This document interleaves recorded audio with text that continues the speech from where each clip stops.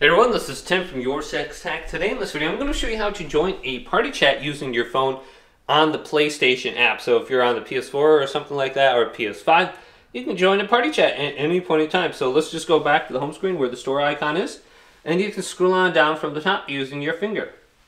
Now you can already see a party chat. I can go ahead and join. I can start swiping, and there's another one, and there's another one. And any kind of party chat, I can go ahead and join. So these are the recent ones over here.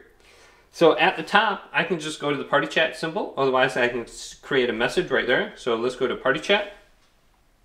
And I can start an open party, start a closed party, or I can go to the party settings. Otherwise, what I could do is just go to one of these groups. I can start a party. So I like going to Diamond Team right here. So let's select into it. And sometimes my application is slow. And then I should be able to join into here.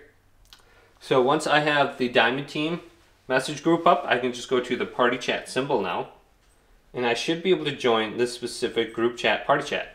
So let's press this, and it looks like it's trying to go, and I should be able to just join it now. But that is how you can easily join a party chat on your PlayStation 5.